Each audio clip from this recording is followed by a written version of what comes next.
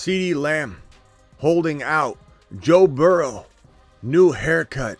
New Slim Shady, please stand up. Amari Cooper. Brandon Aiyuk. We've got tons of news to go over. The Fantasy Football Show. Breaking news. Just tremendous amount of news edition. Breaking right now. There's a lot going on. Today is like the beginning of football. Today is like, it feels like the beginning of everything for the 2024 season. The season essentially starts today. All the news, injuries, holdouts, contracts, all the buzz that we've been talking about for months and months is coming full circle. This is football time right now. Football starts now. The Fantasy Football Show starts now. File on in. From the FantasyFootballShow.com studios, it's the Fantasy Football Show live Monday through Friday, 8 p.m. Eastern. Smitty is also live whenever news breaks. From the FantasyFootballShow.com news desk, here is your breaking news. Ladies and gentlemen, we have so much news to cover in I don't want to say a short amount of time because we can go live as long as we want, and 8 p.m. is our next show, and that's quite a ways from now. Ceedee Lamb and the Cowboys have not agreed or haven't even come close to agreeing upon a new deal for Lamb Chops. In fact, this report here suggests that substantial talks have not happened in quite some time. So the stage is set for Lamb to hold out of training camp, something Aiyuk's not doing. We'll talk about that in a second. But Lamb Chops isn't having it. And the Cowboys are in shambles until this thing gets resolved. They're in shambles for the future until they get Dak locked down. We've talked about that a ton. We don't need to necessarily discuss a ton of Dak today. We did enough of it yesterday. But Jerry and whoever is in Jerry's camp, anybody that's siding with Jerry doesn't know what in the hell they're talking about, and they don't know ball. Dak Prescott is a good quarterback, the best quarterback you're probably going to ever get, because you can't run into top 5 quarterbacks every day. Okay, and this guy might not be in the top 5, but he can dance with them. He can go to the ball, Cinderella. He can have a couple dances, a season here, a season there. Every 2 or 3 or 4 years, he could be a top 5, top 6 guy. He'll dance in the 6 to 10 range every year. You can't ask for more than that. You've got the number 1 or number 2 overall wide receiver in the league, and he keeps getting better every year. You have that going for you. You got a breakout tight end in Ferguson. You got the ability to add to it. You had the chance to add Derrick Henry or Barkley or Jacobson. You didn't. Or at least draft a Braylon Allen and get the next maybe rising star running back, because he looks really good in New York, and now he's sitting there as a backup. Jerry screwed the pooch on this one. Jerry diarrheaed the bed all over the place on this one. And everybody blames Dak. Blame Dak. Blame Dak. Look at Dak. Dak's such a bad quarterback. Dak's not a bad quarterback. This needs to get done. The Dak Prescott deal opens up potentially more opportunity to get this deal done. And while we're waiting on this, they say they're prioritizing it, according to reports at least, the Cowboys, prioritizing the Lamb contract. We're waiting and wondering whether Lamb even wants to play ball for a team that doesn't have a quarterback long term. I'd be worried about it. I don't know about you, but I'd be worried about it. I want my quarterback locked down so I know what my value is. I'm going after a second contract after this one. So Ceedee Lamb, more news on that to come, but Lamb Chop's not getting his deal. Brandon Aiyuk shows up to camp. They're continuing to, let's read the bottom report first. 49ers star wide receiver is reporting to training camp. Sources tell me this coming from Rappaport earlier. And then John Lynch and Kyle addressed the media saying they're still working on a deal with Brandon Aiyuk. He's a big part of the team, and we expect that he will be there this year. So no trade potential talks right now inside 49er circles, but at the same time, they'll listen to anybody, right? If someone picks up the phone, they've even said that. John's own words were, we'll always pick up the phone and listen to any trade request. So it does not matter if they've entertained trade offers, according to Schefter. We've never really entertained any trade offers. Yeah, and then the next week we hear Schefter say, oh, the Commanders backed out of a trade that was lined up for the for the Brandon Aiyuk situation.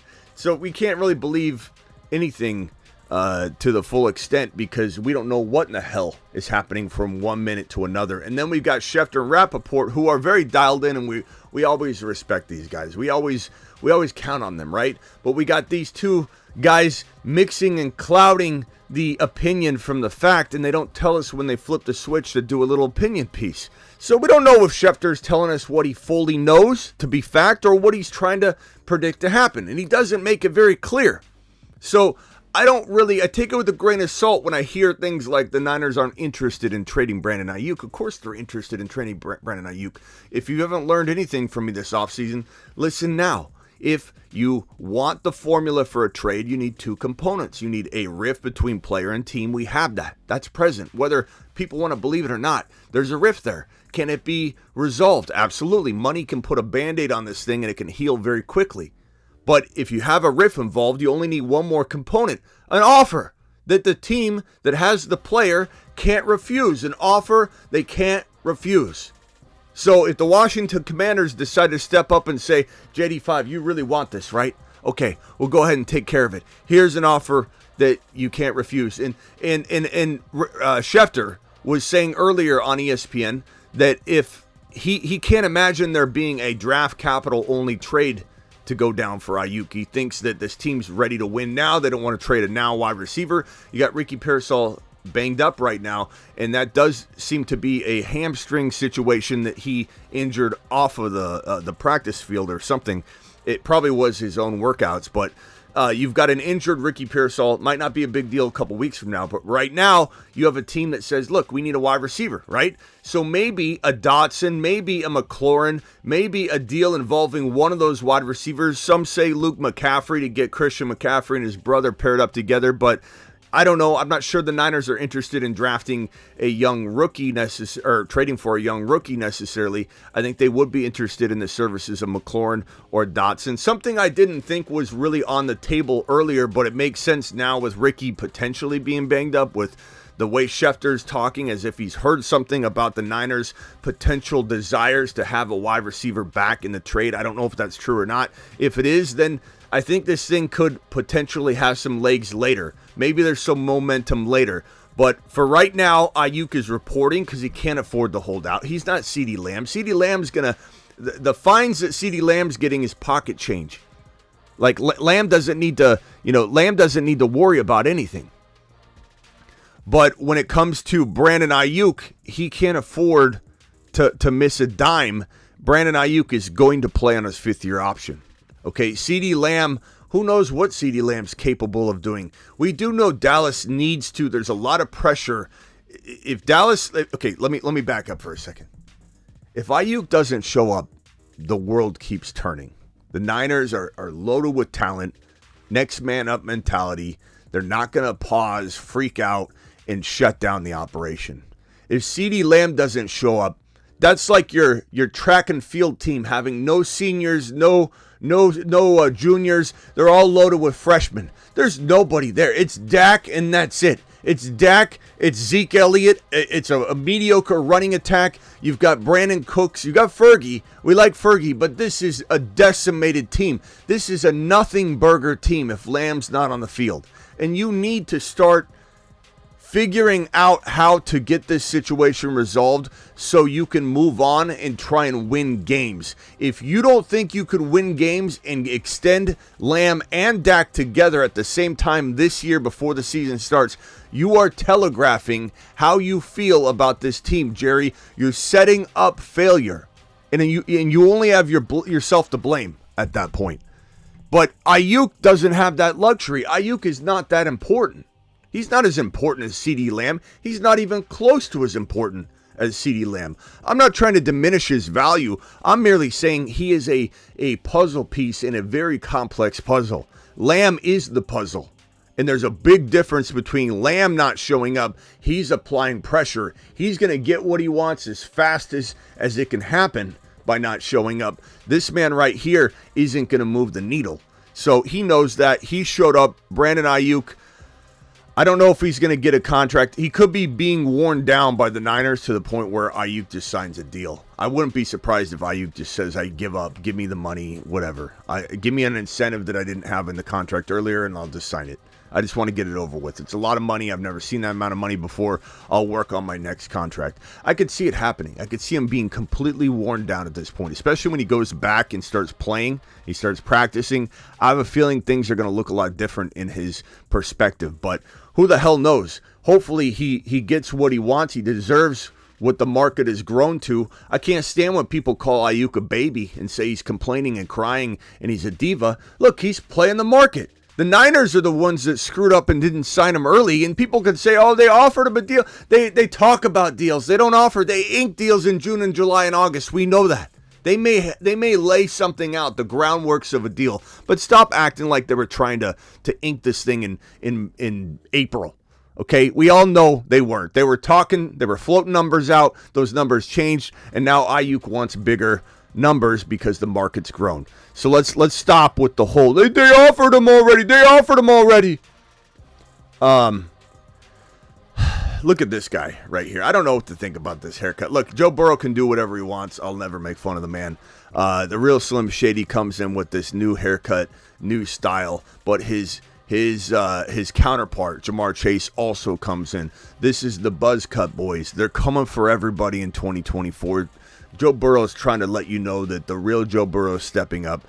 Some people are saying that Joe Burrow isn't no longer alive and this is a deep fake and that this is a clone or they're trying to replace Joe Burrow. We'll find out when he hits the field and starts throwing either some footballs into the ground or dime passes to Ja'Marr Chase as one of the best stacks in fantasy football is ready to drop loads in 2024. The stack above all stacks. It's time to drop the pancake emojis in the live chat. So, Joe Burrow to the moon. Wild haircut. I mean, some were saying, nah. Oh, Ja'Marr Chase looking. I like the do on Lamar. I like that. I think it's looking good. I like that they did it together. You know, I don't know why Joe stuck his head into a bowl of white dye, but regardless, they're doing it together. Keon Coleman. Can we just say Keon Coleman is going to the moon? Can we say that? Can we say is a moonshot? Look, I also got the chair back. I brought the chair back. I couldn't. I go back and forth. Okay, now for those that don't know, I love this chair more than anything. This is the chair. I call it the king chair, the cigar smoking Burrow chair. This is the chair.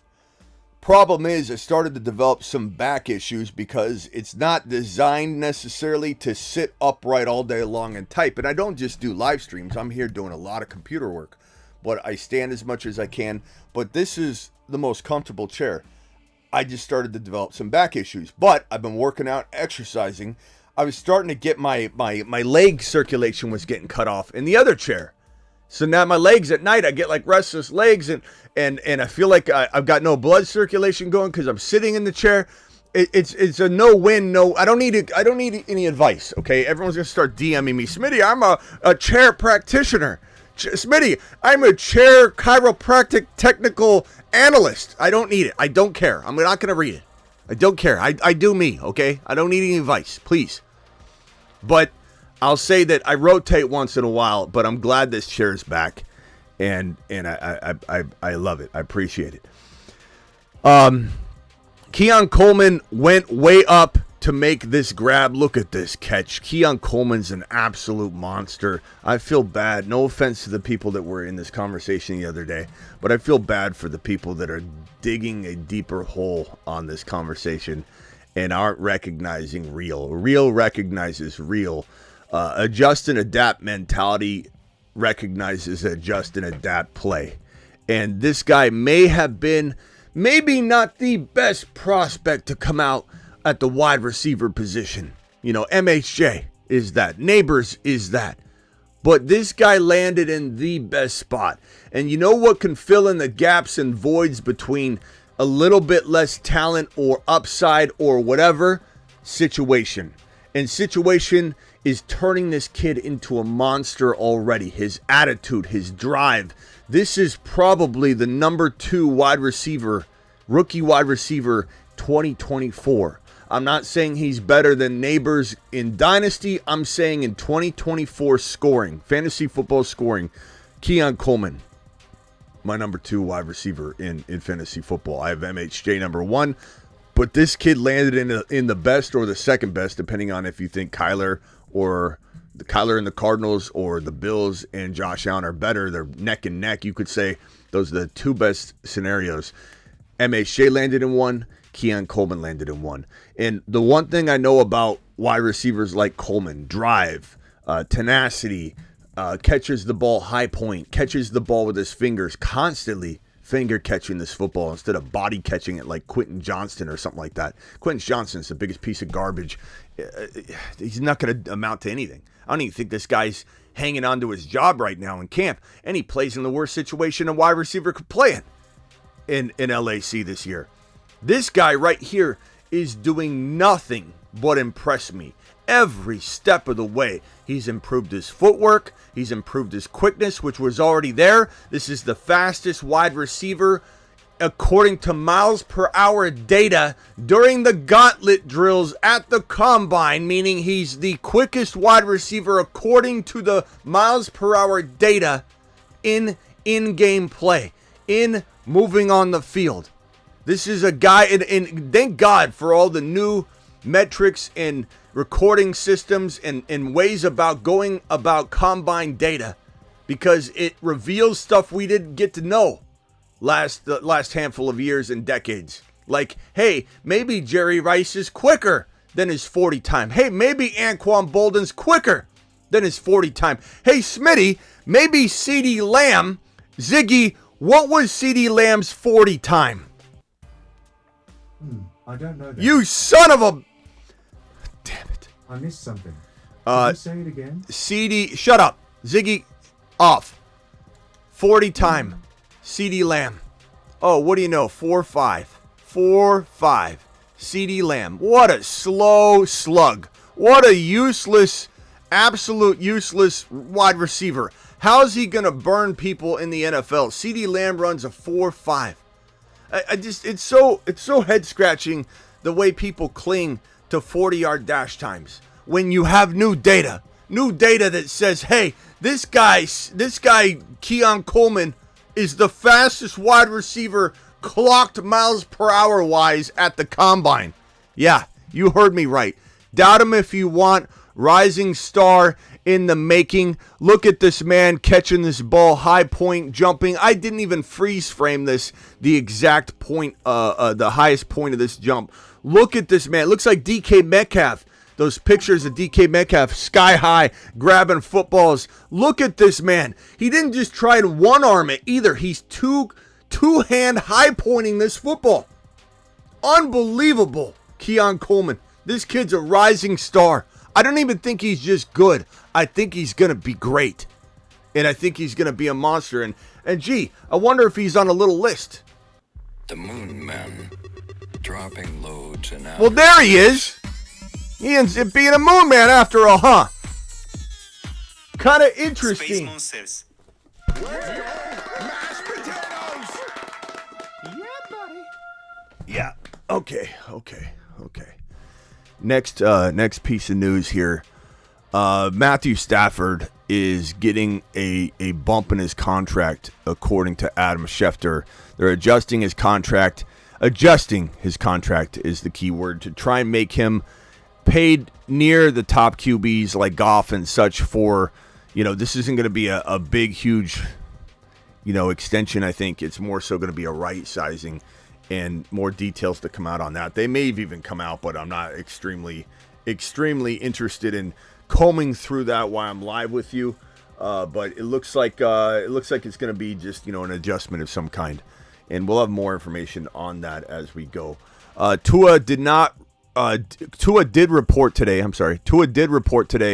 and he's looking for a deal as well. I think the Stafford contract adjustment could trigger something with Tua Tagovailoa, so let's hang tight on that. The Dolphins do need to look into making sure they get that done sooner, not later. As same can be said for the Green Bay Packers. Again, the current word in this situation is that Jordan Love will not practice until he has a new contract, and that's problematic. You can't. One thing I can guarantee you is the sun will rise tomorrow, and Jordan Love will have a contract very, very quickly. I can almost guarantee those two things will happen tomorrow. Well, within a couple days, the contract will happen. The sun will rise both days. I can guarantee that. Why? Because this team has to have this operation moving right now. You can't have a dead standstill with your quarterback who's trying to have that one electric offseason to take this team. Let's pull up last year's bracket and say they did very well. They did very well. This Green Bay Packer team almost knocked off the Niners. In fact, they should have.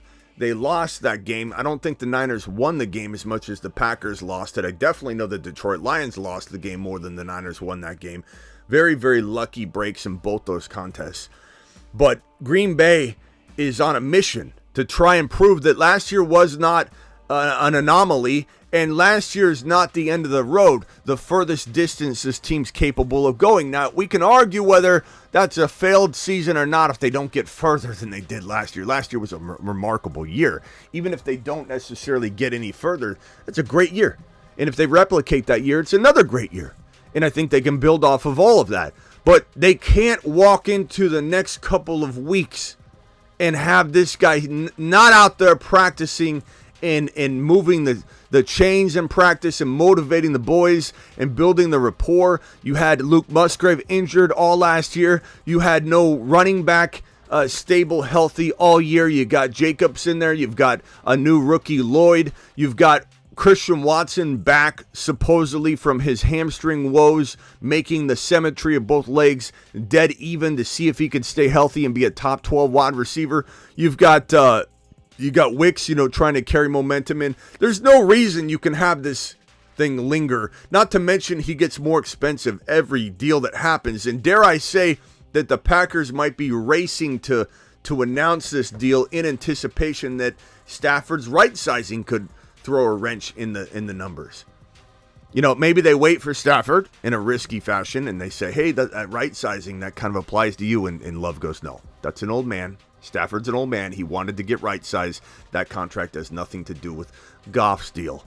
The deals that are going to happen after Goff and after me. If Tua Tagovailoa comes in and signs before Jordan Love, Jordan Love's value goes up. Whoever signs first is paving the way for the other. So the Packers are in full effect. Contract grind right now. Negotiation grind right now. They're going to get it done. It's going to happen. It's going to happen fast. Decker with the super chat. Any super chats get handled immediately, so file them on in. MHJ will be fine until new Call of Duty release, says says Deckard. Yeah, I mean, I got these players love playing video games now and streaming their video game play, which is fine. I'd rather them do that than be out there driving around on the freeway like Rashee Rice or like Jordan Addison. So that's fine by me. But yeah, some of these guys need to focus on football too, though, a little bit. Hopefully, Jordan Love, expect a deal in the next couple days. To be quite frank, 48 hours would be shocking if it went over 48 hours. Dolphins wide receiver Odell Beckham Jr. is on the active, physically unable to perform list, which is not shocking at all. Odell Beckham Jr. staying healthy this year would be absolutely wild. Like, it would be a wild occurrence. Not counting on him. I draft him once in a while at the end of a best ball draft in round 17 or 18. Just because I see no other wide receivers that can help. And I'm like, maybe he plays 6 games. I don't know. Lamar Jackson is missing his 3rd straight practice due to an illness. This guy, hopefully doesn't lose more weight. Getting sick, you can lose 5 or 10 pounds. He's already down to like 205. This guy might show up at 188.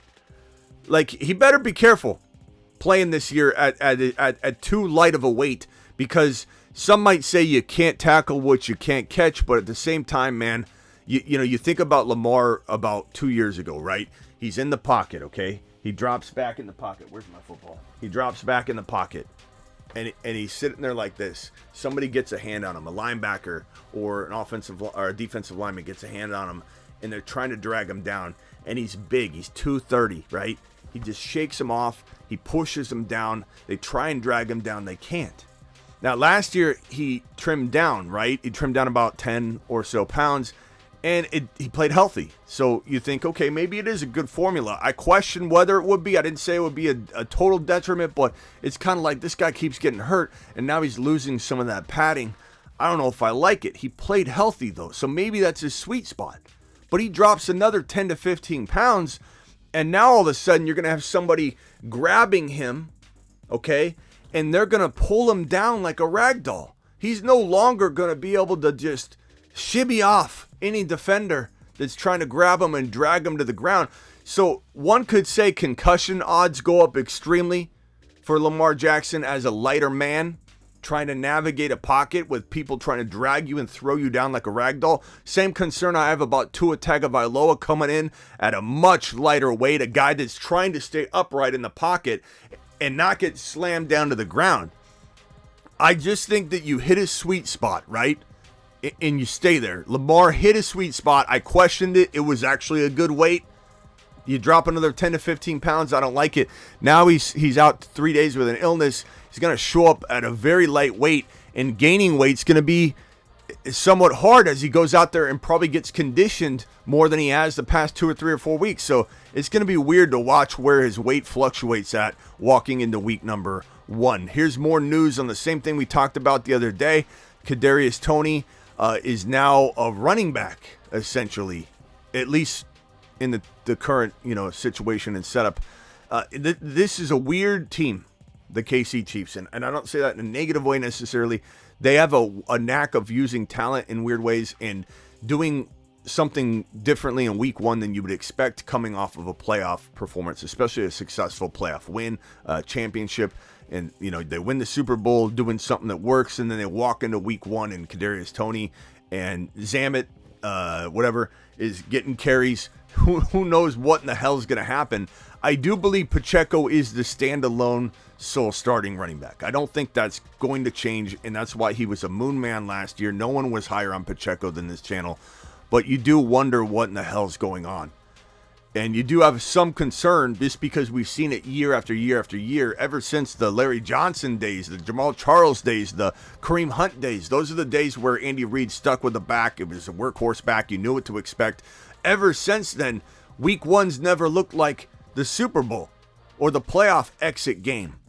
So who knows what happens, but Reid believes Toney enjoys playing that role, running back, so the team is going to utilize him to the best of his ability in training camp and see what kind of running back value he adds. He won't be the starter, but if he has tremendous success, who knows how many touches he gets, and we'll have to play it by ear. Or does he become a Kupp of some sort? Clyde Edwards-Helaire, does he stay healthy? Who's the backup running back? Is it the rugby player? I don't know. We'll have to play it by ear together, and it'll certainly. I can almost guarantee this. We're going to be talking about one of Zambit or Toney or some other non-CEH running back, Prince, whoever, free agent that comes in. We're going to be talking about some other KC running back that is not Clyde Edwards-Helaire on some waiver wire shows. Walking into week 2, week 1, week 3, preemptive week 1, week 5, week 7. I just know we're going to have a different conversation about the backup running back in KC. They're not very predictable about it. Jonathan says, best fantasy football show. Thank you, pal. Appreciate you dropping that comment, my guy. And then I think we had Deckard's super chat answered already. If anybody else has a super chat, drop it. I'm answering those in order in which they're received. Harbaugh said Lamar is getting closer to returning, so we'll find out more on the illness and when Lamar is expected to be back. This news, Amari Cooper, the holdout is over. Star wide receiver Amari Cooper and the Browns have agreed to reconstruct his 1-year contract, guaranteeing him $20 million and adding an additional $5 million per multiple sources. Cooper earned his fifth Pro Bowl selection last season after a career-high 1,250 yards receiving and 5 touchdowns. So Cooper gets kind of that right size. You're going to right size him. You're going to upsize his contract a little bit. and that makes him happy enough. He knows he's not getting what he wants, so let's take a little bit of cash money. That's typically what happens. Wouldn't be surprised if the Niners did that too. I wouldn't be surprised in the next day or two. It seems like that's maybe one of those like unexpected logical steps. I mean, you see something like this happen where, let me put this back on screen, where Amari Cooper is unhappy. He wants a long-term deal, but they right-size him.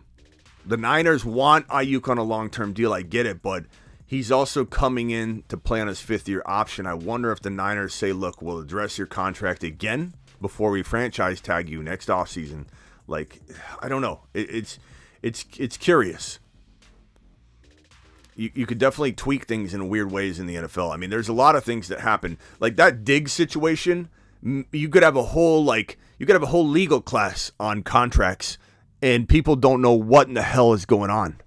You know, people don't have all of the details. I don't even know all the ins and outs of every single little thing, because sometimes you haven't seen something before, like that Diggs situation where Diggs comes over from the Buffalo Bills in a trade, and we're like, oh my God, I can't believe the Texans are taking on this awful contract. And Diggs volunteers to void every single year of the contract down to 1 year. We hadn't seen that with a big name player, I don't think ever, that I can even remember.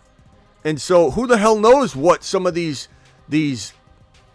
minds in boardrooms sitting there thinking up shit could find a way to make things go in a different direction. Ricky Pearsall, we were afraid that there was something to this. As I always tell people, you need to be cautious to listen to any of the NFI list stuff, the non-football injury list, because sometimes players get put on that to the benefit of the team. The player's not even away from the facility. They're still practicing. Everything's still the same. But on the NFI, they can say, non-football injury list, put them on there. Then we can look at these rookies a little longer. We can have a couple other people in-house to take a gamble and look at them for a few more days. Sometimes a player goes on NFI, and then 2 days, 48 hours, 5 days later, they're off. And it's a nothing burger. This apparently might be something. It still might be nothing.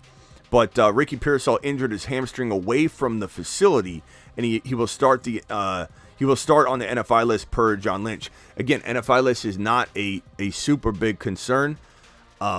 This is a way to take advantage of the numbers in camp and such. But this list that he's on is sometimes it leads to PUP or whatever, so he's got to kind of monitor what's going on. But I would say that he probably injured himself doing all these. We talked about this the other day. He's constantly like working hard in drills, working with the footwork king and all that stuff. So he probably injured himself doing these drills outside of the facility. All of his Instagram videos that you see, just trying to show off his footwork. And I don't blame him for it. He's trying to work hard. He's trying to get extra help with different trainers, his own people. A lot of these guys will work out together. These receivers will join up and work out with a footwork king and just kind of smash the offseason. So you can't fault him for overworking, and he injured his hamstring. Might be nothing. Might be something big. Might lead to very little play this year. Tough to say. Injuries suck, but we'll monitor that. It'll lower his ADP for sure. And then we'll come back around and maybe have either a value or a player that just can't stay healthy as a rookie. Rookies oftentimes struggle to stay healthy. Keep that in mind. Rookies struggle to stay healthy. Luke Musgrave couldn't stay healthy. Rookie tight ends especially have trouble staying healthy. Injuries suck. It's a part of the game. Alvin Kamara is there for the start of Saints training camp. Doesn't sound like he'll be, that there's been any progress on a new contract though, but after leaving in the middle of minicamp, Kamara is there for the start of Saints camp, so that's good. He reported to Saints training camp looking for a new deal. I don't know if he's going to find it. The guy's 29 years old. Ziggy, how old is Alvin Kamara? He's 29, turns... Alvin Kamara is 28 years old and was born on July 25th, 1995. Okay, so 2 days he turns 29. Turns 29 in 2 days. That's not good timing. You're trying to get a contract, and they're like, hey, happy birthday, Kamara. You turned 29 today. We're on the phone with the GM. We're going to go ahead and pass on that extension, Alvin. So not good timing there, Alvin. Not good timing at all. Phone lines are open. Dial into the show. Appreciate you all being here for this breaking news edition. We've got 100 to 200 of you bouncing in and out of the show, so please go ahead and hit that thumb up button and subscribe if you're new. We're live whenever news breaks. I'm also additionally live Monday through Friday at 8 p.m. Eastern, 5 p.m. West Coast time, every single Monday through Friday. So if you found us for the first time, welcome home, pal. And second of all, hit that phone line. Let's do it live. Call into the show. Call into the show.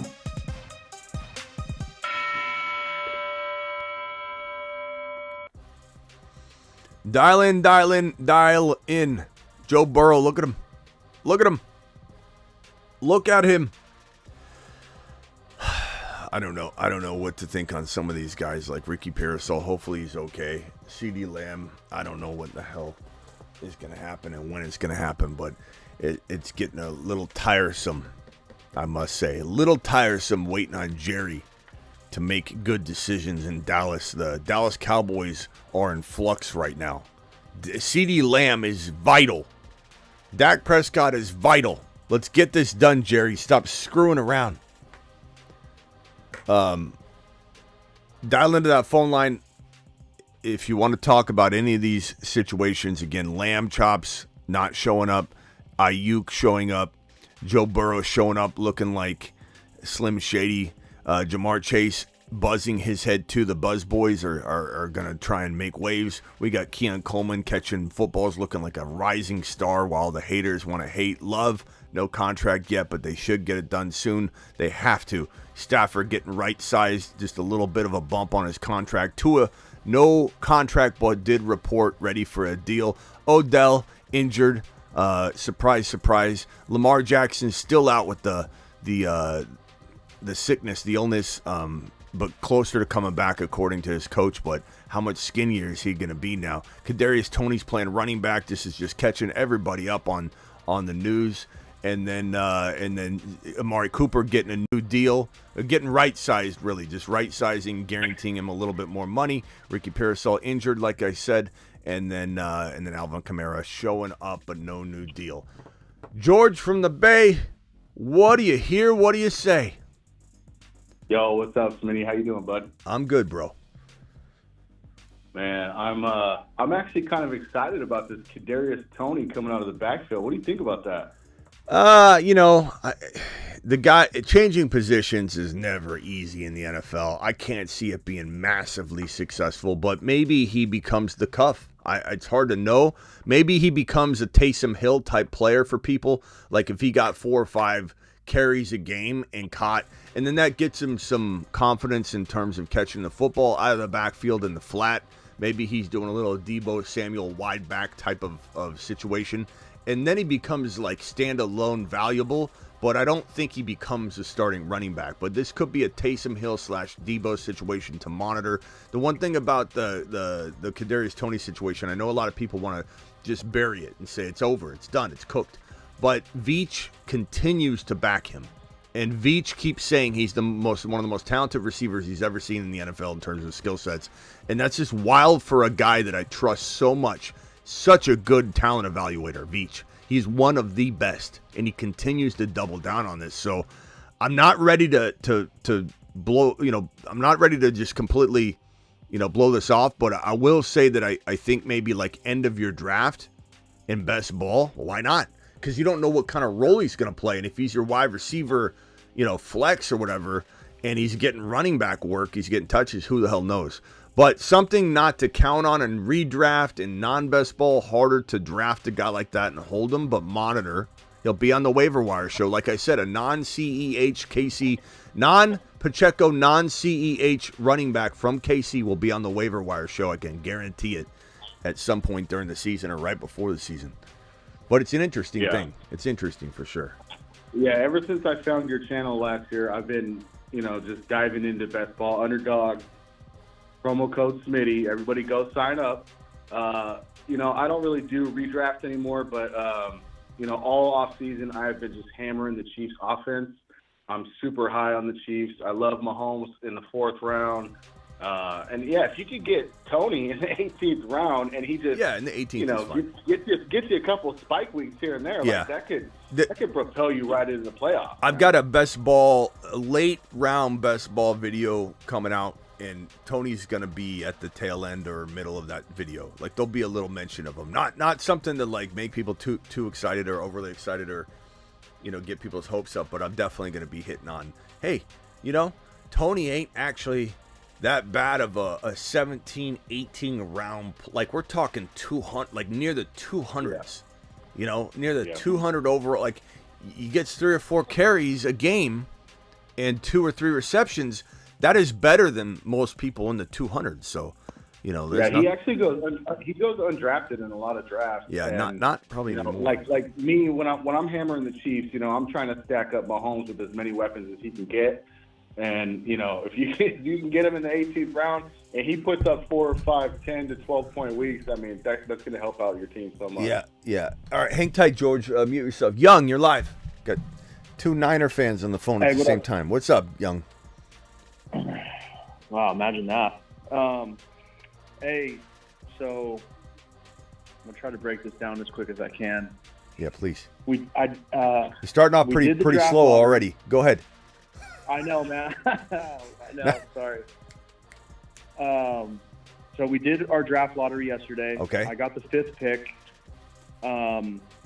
Basically, we're doing starting this year, we're doing a keeper league. So the people that's going to be gone, I know for a fact, is going to be there's going to be no Breece Hall.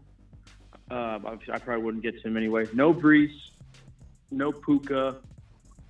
And I don't know if it matters, but I'll tell you, bro, it's gonna be hard to retain all of this, in trying. But what's the question? So, I feel like in my league, for some reason, I feel like Ceedee Lamb is gonna slip to me. He's gonna fall to me because I know that Bijan's gonna be gone, Tyreek's gonna be gone, McCaffrey's gonna be gone.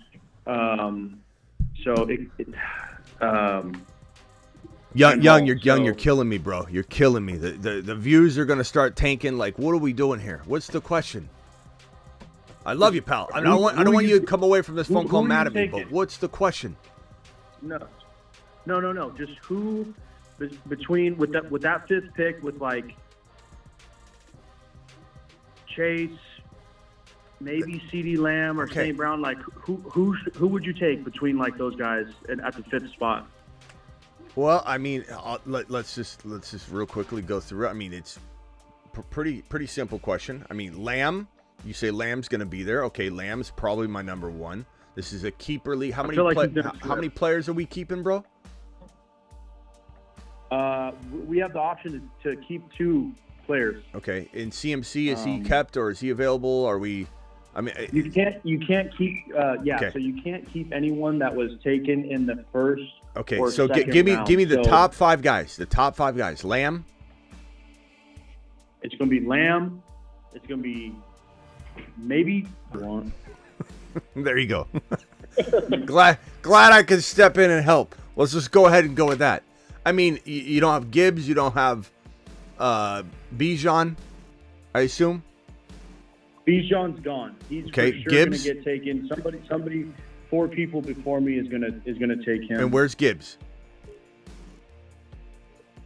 You would take Gibbs at 5? What do I look like? An a-hole?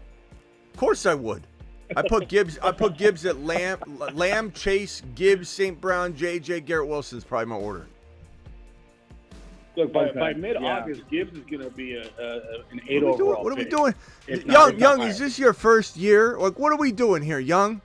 It sounds like your first phone call ever, and then now you question whether Gibbs is a top 5 overall pick in a draft where keepers have already been ripped out. Some of these guys aren't even there in round 1 that normally are, and you're questioning Gibbs at 5? Bro, Gibbs is gone. Gibbs will be gone for sure. Because he was like a third. He was out of the 2 first rounds last year. For sure, he's gone too. Finish him. It's a little tricky, bro. I'm a little rusty. I haven't called in a while. Call terminate. I almost ended. That's right. Hey, hang tight, Young. Why don't you rejuvenate for a second on hold? Mute it. slap yourself a couple times, and let's circle back around.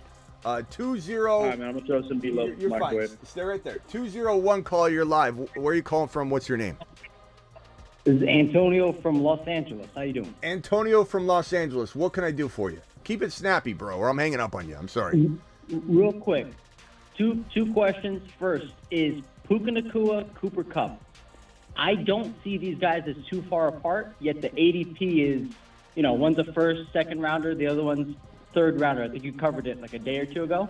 Am I crazy for believing Cooper Kupp could outperform him this year? No, you're not.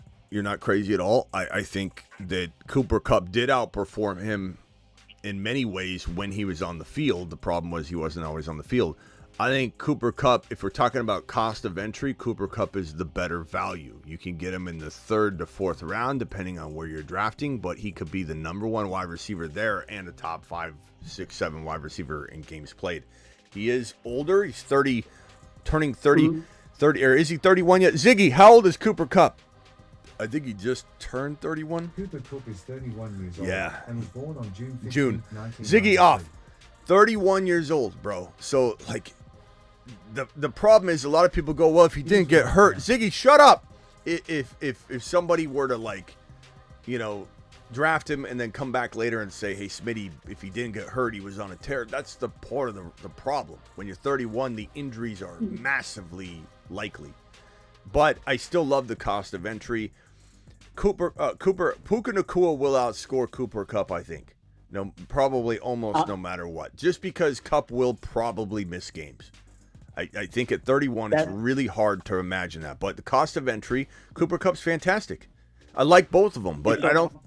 On a per game basis, you think they could be pretty equal then? Yes, on a per game basis, they absolutely could be equal, but definitely don't know that Puka Nacua is getting outscored by Cooper Kupp, but it wouldn't be crazy. But I certainly would not draft Puka or Kupp over Puka, but you don't need to. Obviously, that's never going to be a question you need to answer. But I think that you could say, give me Gibbs at 11 or 12 because people are letting him slide for whatever reason, and then give me Cooper Kupp instead of going Puka and then trying to grab the running back, to make that apples to apples comparison. Cooper Kupp and Gibbs is phenomenal for a 3rd, 4th round player and a 1st round player. All right. Anything else? What was your second question? Real quick question. The second one, I'll jump off after this. I'm a one league guy. I love the best ball content. I love watching everything in the off season. How much, would you reach for your guys if you were one league, that's your season? Give me an example. Give me a player. So a guy I like this year is Tajay Spears. I know he's going to be later on in the draft, but I think he's going to take over Tennessee. Do I reach around early to go get him to make sure I get him if I really get crazy, bro. Get crazy. Yeah, we're talking about a very late pick. So yeah, that's fine. You should always, rule of thumb is never let the player get within that scroll. If you're on an app and there's 6, 7 guys listed, and you got to scroll twice to find a player, you're probably good. But if you don't have to do any scrolling and you see the name perking up, just visible, and you're 7 picks away, you made a mistake. So around early, sure. But that's not something, no one's making you take a lap reaching around early on Spears. We're talking about so far down the draft board, bro. There's no reaching really at that point anymore.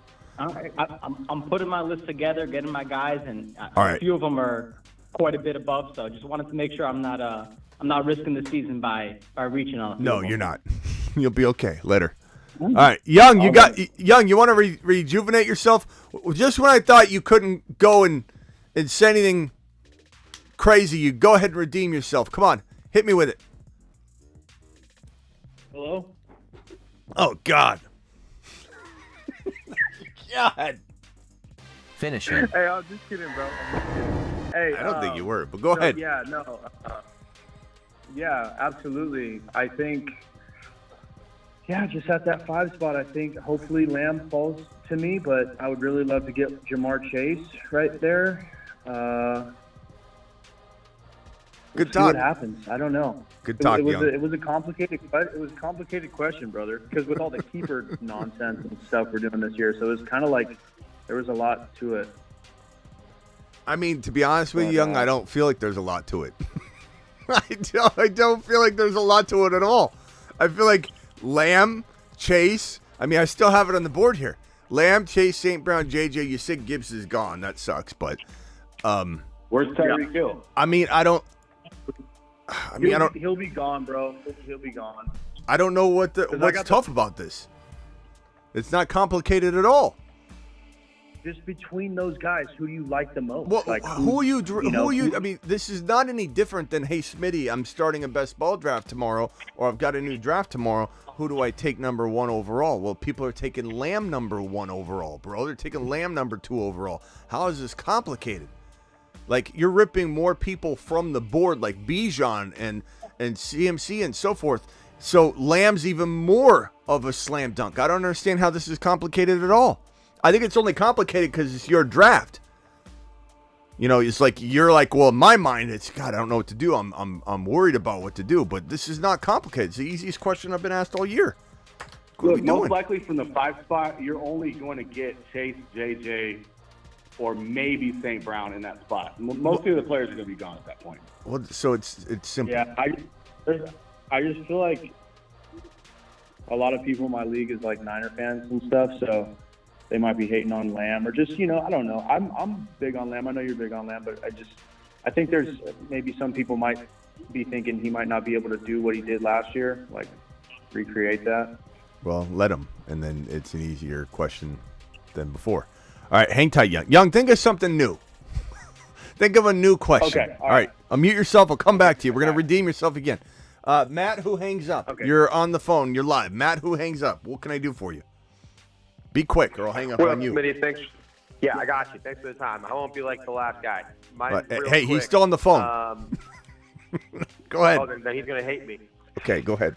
We just had our rookie draft, 12-team, 1 QB PPR yesterday. And I want to just rail off the picks, and I want to get a grade or see what you thought of how I did. I had at the 102, Malik Neighbors. The 107, Jonathan Brooks. 202, Jaden Daniels. 204, Jermaine Burton. 303, Jalen Wright. 305, Samani Vidal. And 308, Isaiah Likely. I like it. I like it a lot. I think that's good. I would have personally took Benson instead of Brooks, but that's just my cup of tea. You might feel differently. That's fine. I just think you got a better offense. You got, in my opinion, a better player. But Brooks is interesting. He's intriguing. He's injured. He comes broken. He comes into a rough offense, an offense that fed Chuba Hubbard tons of work, though. That's good. But he was very inefficient. And maybe that's because of Chuba, not so much the line and such. But they're making improvements. I think there's some reason to get excited. And Brooks is a very good player. And just to make you feel better, he's on the Moon Man list. The Moon Man, dropping loads. But I will say, there's a chance he becomes a midseason monster, and we nudge him from the Moon Man list if I need to grab a spot. I need to make room. I don't want to just throw everybody on the list. So he could become a midseason monster just because of the slow start. It makes a lot of sense to put him there. But Benson, to me, is a top 12 running back, 4.3 speed, plays in an amazing offense. Connor looks like a superstar when he really isn't. And so imagine what Benson's going to do when he gets in there. But that's just me. But I like your picks. I love JD5, love Neighbors, love Burton, love Wright. I think you made slam dunk picks. Even Brooks is a slam dunk pick. I like it. But that's the only thing I'd add. Awesome. Thanks, mate, for your time. Appreciate you. Later, bro. George from the Bay, you got anything else? Might cycle you boys off. Yeah, I want to piggyback off what that guy earlier was talking about reaching. Speaking from experience, you're talking to one of the most reaching players in fantasy football. That's me. When I like a guy, I'll take him around early. I'll reach for, Gibbs at the 3-4 spot. I'll take Bijan 1 or 2 overall in best ball. So if you're listening and you like a guy and you've already built a nice little squad after your first 5-6 pick, and you like someone that's going in the 8th round and you want to take him in the 7th, do it. Take your guy, go after your guy, because that's how leagues get won. I will say that if you can manipulate the ADP, though, you need to. So, but if you're going to miss the player, so what I think Matt's trying to, or George is trying to say, is that if, let's say, that player will not come back to you, not that you're worried about it, that he won't come back to you. Example, case in point, you're drafting at 2.5 and Achan's there. Achan's not going to be there at 3, in your mid-third round pick. So you're either taking him or you're not. Like that kind of stuff, or if you're drafting Kyron at 2.2, he's your guy, and you're being told he's slipping a lot to round 3. He's not slipping down to the bottom of round 3. So you're taking Kyron at 2.2 and putting your balls on the table. That is fine. But definitely don't reach for guys you don't need to reach for that are going to likely be there the next round for you. That's the one thing I would add to that. But all right, bro. Appreciate you, George. We'll see you later. All right, Smitty. Young, final thoughts, Young. Close it strong, bro. I believe in you. Okay. Final thoughts. With this contract stuff going on with Lamb and Chase, do you have any concern with them or to the moon, regardless? We've covered this the last couple days on shows. The most part, I'm just going to say that, Lamb Chops, they're going to get it done. They're going to get it done. Dak Prescott's not getting traded. There's a 1% chance Jerry's so wild. He goes, Dak, I'm not going to pay you. You want to go to the Raiders now? I'll get on the phone right now. They'll pay you right now. And Dak says, waive my no trade clause. Like something like that. That's not going to happen. So Lamb and Dak this year are fine. Lamb's going to eat heavily. They don't have a good run game. They have almost less wide receiver and running support than ever. That could be alarming to some people. Oh, Lamb will just get double teamed, but Lamb Chops will double team you. You don't double team Lamb.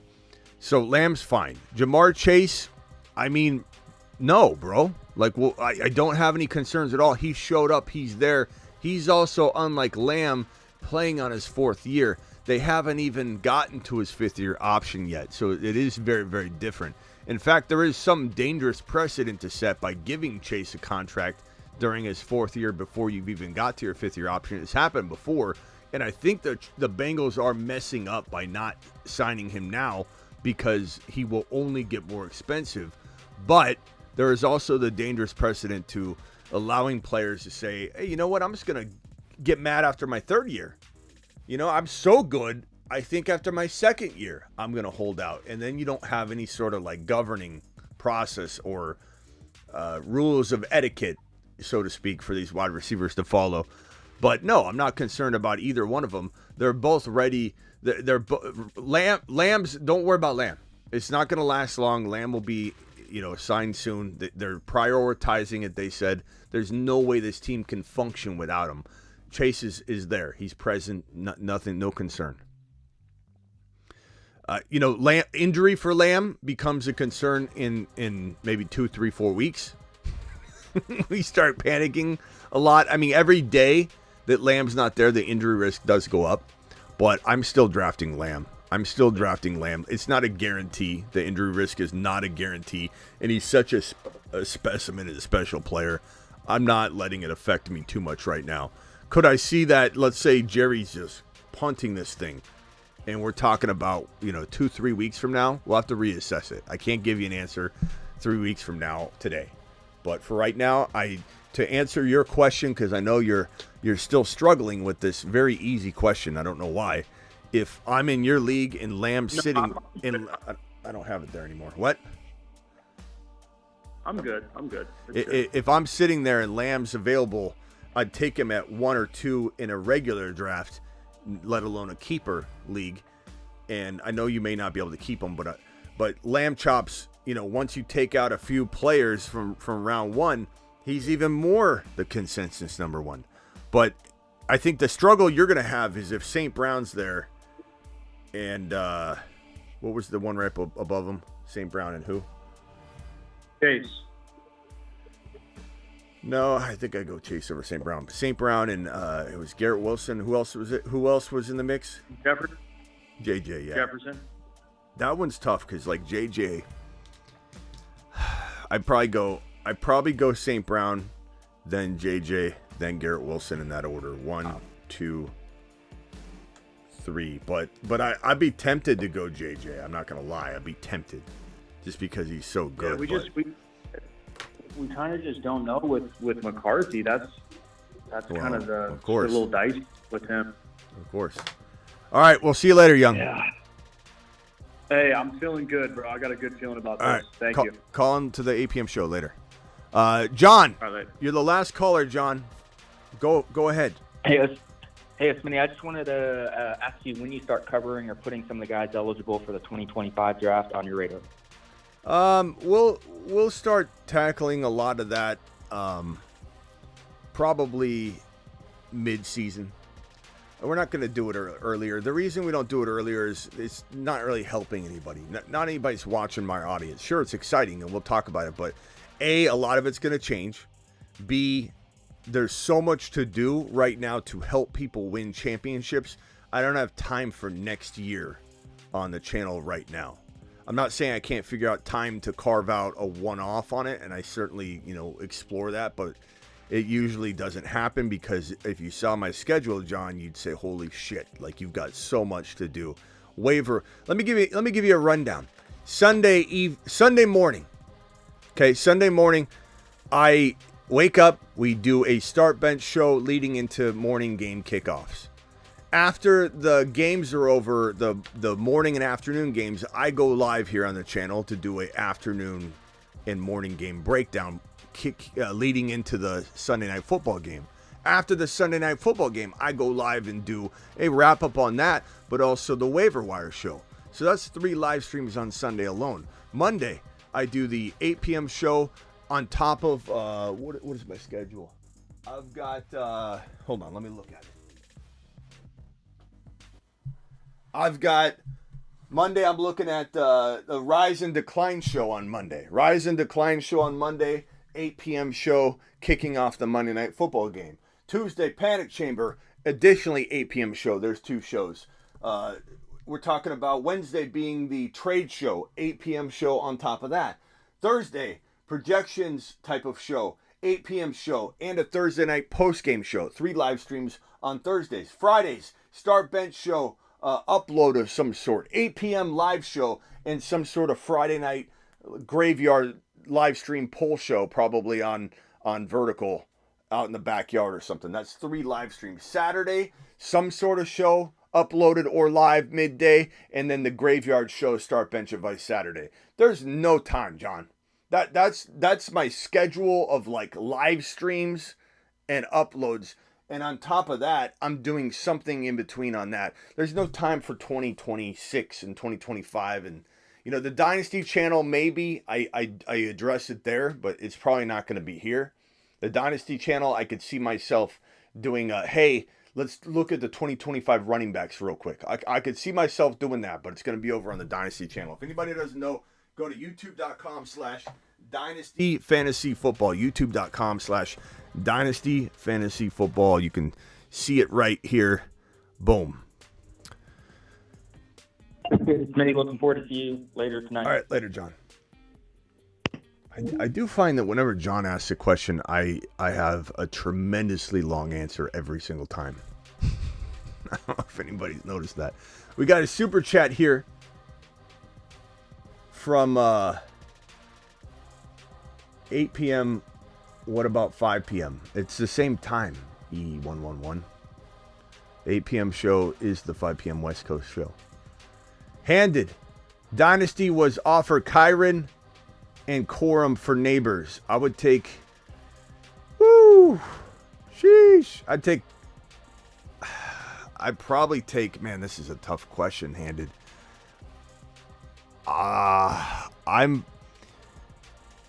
I'm torn on this one. I know everybody wants to say, oh, Neighbors, Neighbors is for sure the guy, but we don't know what in the hell that... I mean, look at Garrett Wilson. How good's Garrett Wilson? One could argue that Garrett Wilson's the best version Neighbors will ever be. Right? I'm not saying that Neighbors can't be better than Garrett Wilson. I'm just saying one could argue that. And Garrett Wilson was dog water to a degree without a quarterback. And it sucked to watch. We just don't know if the Giants are capable or competent enough to get Neighbors in a position where he's not wasting away for 3 freaking years in a row. Give me Kyren and Corum, and I'm going to start winning leagues right now. So, the fact that you're getting Corum too, give me Kyren and Corum over Neighbors, and I don't care what anybody else thinks on that. I mean, I appreciate their take, but I certainly wouldn't walk away from that combo, bro. There's no way. There's no way. I don't even care. Maybe long-term Neighbors win now with Kyren. I mean, that's how most people look at it. I'm just going to take Kyren and Corum no matter what. That's win now and win later. I don't understand how that's not win later as well. I know you get more longevity with Neighbors, wide receiver. I get it, but good God, man. Dynasty leagues sometimes last a 2 to 3 year clip,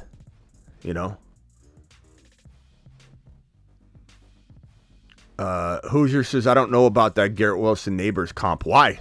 What's Neighbors done yet to prove he's better than Garrett Wilson, And the fact that his situation looks like Garrett Wilson's situation last year, I don't know how we're going to see it this year either. We're going to see glimpses of it. But we'll find out. All right, I appreciate every single one of you. Okay, Joe Burrow to the mother freaking moon, Joe Burrow. People are getting burrowed left and right, and people are going to remember it. Get burrowed. I'll see you all at 8 p.m/5 p.m. Pacific time, 8 p.m. Eastern, every single Monday through Friday. That's what we do. That's how Dad did it. That's how America does it. It's worked out pretty good so far. Live Monday through Friday at 8 p.m. Live additionally whenever news breaks like today, like this show right here. And live most midnights where we draft on Underdog Fantasy, promo code Smitty. That link is being dropped in the live chat right now by myself. That link will be pinned live right now by myself. And if you want to draft with us tonight, we will be drafting on Underdog by clicking that link, and they'll match your first deposit 50%. Do it live. Appreciate you all. Don't forget to follow me on Instagram, thefantasyfootballshow.com. Don't forget Hit that subscribe button if you're new, and wipe your feet at the door. Do that as well. And then also on top of all of that, I will say, get breached. Get breached. See you at 8 p.m. Eastern, 5 p.m.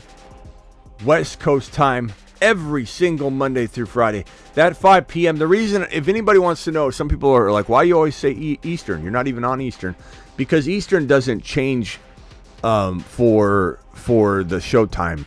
It's 8 p.m. Eastern, not Eastern Standard Time, Eastern Time. So 8 p.m. Eastern every single Monday through Friday. The West Coast time will change from 5 p.m. to 6 p.m. when daylight savings kicks in, so I can't use 5 p.m. as a standalone. It's 8 p.m. Eastern. Every single show is 8 p.m. Eastern. So 5 p.m. will turn into 6 p.m. for a majority of the West Coast. And in Arizona, doesn't move. Everybody moves around us, so I can't use Arizona time. So that's why we always use 8 p.m. Eastern. I'll see you all later. Appreciate you. Deuces for now.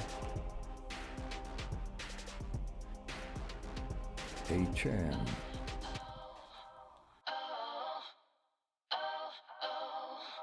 A-Chan is the man.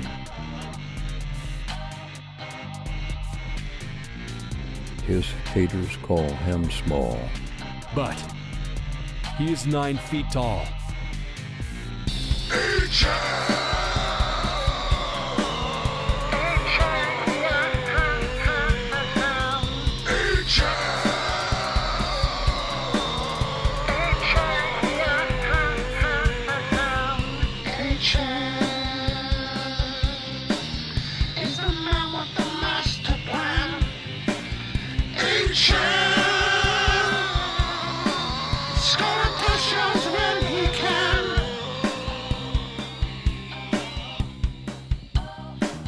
A-Chan is the man.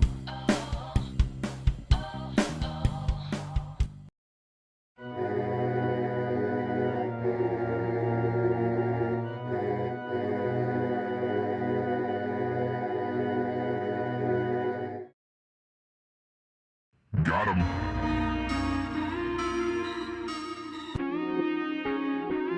Your Bijan card has been revoked.